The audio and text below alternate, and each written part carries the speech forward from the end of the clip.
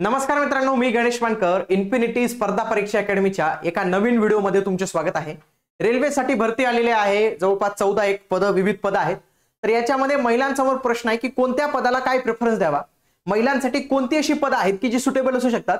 तर आजच्या या व्हिडिओमध्ये महिलांसाठी असणारी 5 अशी महत्त्वाची पद, 5 बेस्ट पोस्ट तुम्हाला आजच्या या व्हिडिओमध्ये सांगणार आहे की ज्याची प्रायोरिटी तुम्ही सर्वात वरती जी आहे तर ती ठेवलीच पाहिजे.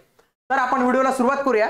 बघा, ही आहेत ती 5 पदं की जी तुम्हाला प्रथम क्रमांकावर ठेवायची. लक्षात घ्या, कधीही जे वर्कशॉपचं पद असतं ना ते नंबरला ठेवायचं. का माहितीये का, वर्कशॉप मध्ये तुम्ही ऍज अ टीम म्हणून काम करतात. समजा 10 लोकांची टीम आहे, त्याच्यापैकी 3-4 महिला आहेत, बाकीची 7-8 पुरुष आहेत. मग या 10 लोकांच्या टीम मधील तुम्ही जर सुट्टी घेतली ना तर एवढा काही परिणाम होत नाही त्या टीम मध्ये. तसेच तुमचं जाण्याचं एक फिक्स असं ठिकाण असतं. लक्षात घ्या, काय पहिलं तर काय टीम मध्ये काम होतं म्हणून तुम्हाला सुट्टी भेटते. तसेच लोकेशन फिक्स आहे तुमचं. दररोज उठून तुम्हाला त्याच लोकेशनला जायचंय असं नाही की ट्रेन धावते आहे, त्या धावत्या ट्रेन मध्ये आज तुम्ही इथं आहेत, उद्या तिथे आहेत, त्या राज्यात आहे, या राज्यात आहेत, असं होत नाही. लोकेशन तुमचं फिक्स होऊन जातं, टीम फिक्स होऊन जाते. त्याच्यानंतर तुमचा टाइमही फिक्स होऊन जातो ना, कोणत्या टाइमला काम करायचंय तेही फिक्स होऊन जातं. म्हणजे नाईट शिफ्ट शक्यतोवर गरज पडत नाही तुम्हाला, किंवा नाईट शिफ्ट जरी करायची असेल तर बाकीच्यांना नाईट शिफ्ट मध्ये ट्रान्सफर करून तुम्हाला डे शिफ्ट साठी होतं, सुट्ट्या चांगल्या भेटू शकतात. तर अशाच पद्धतीने शक्यतो वर्कशॉप मधील जी काही ड्युटी असेल ना तर ती घेण्याचा प्रयत्न करायचा. तर इथं बघा, असिस्टंट वर्कशॉप मेकॅनिकल डिपार्टमेंट मधलं 3077 पद आहेत आणि याच्यासाठी मेडिकल लेवल आहे C1 ची आणि याला पोस्ट प्रिफरन्स 1 द्यायचा. हा सगळ्यात पहिल्या नंबरवर जो आहे तर तो तुम्हाला ठेवायचा आहे. पुढचं असिस्टंट कॅरेज अँड वेगन, तर 2587 पद आहेत. B1 मेडिकल आहे, हा 2 नंबरला ठेवायचा. पुन्हा वर्कशॉप मधील आहे असिस्टंट म्हणजे ट्रेन लाईट आणि एसी. ट्रेन मधील जे लाईट असतात, लाइटिंग सिस्टीम असते आणि एसी असतात, तर त्यांच्या संबंधीचं एक इलेक्ट्रिक डिपार्टमेंटचं हे काम असतं कधी कधी. तर हे काम करावं लागतं. तर हे वर्कशॉप मध्येच होणारं काम आहे. याच्यामध्ये आणखी एक येतं, तर ते ऍक्च्युअल ट्रेन मध्ये असतं डायरेक्टली. म्हणजे धावणारी ट्रेन असेल किंवा ट्रेन कुठेतरी थांबली असेल तर तिथं हे काम असतं. तर त्याच्यामुळे ते काम वेगळं आहे, पण हे वर्कशॉप मधलं काम आहे म्हणून हे तुम्ही घेऊ शकता. पुढे असिस्टंट ऑपरेटर इलेक्ट्रिकल, याच्या 744 पद आहेत. B1 लेवलचं आहे आणि 4थ्या क्रमांकाला ठेवायचंय. आणि असिस्टंट SNT तर 2012 पद आहेत. B1 आहे आणि 5व्या नंबरला तुम्ही ठेवू शकतात.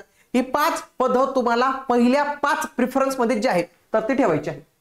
पुढचं असिस्टंट TRD, याचे 1381 पद आहेत. B1 आहे आणि याला 6 नंबरला तुम्हाला ठेवायचंय. असिस्टंट ब्रिज, हा ब्रिजवरच आहे, थोडासा रिस्की जॉब म्हणू शकतो हा, म्हणून महिलांनी हा शक्यतो त्यांच्यानुसार ते ठेवू शकतात. इथं मी 7 नंबरला दिलेलं आहे, शक्यतो ते आणखी खाली जे आहे तर ते याला ठेवू शकतात.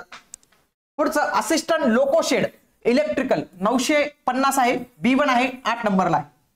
असिस्टंट लोकोशेड D, तर हे 420 जागा, B1 आहे, 9 नंबरला ठेवू शकतात.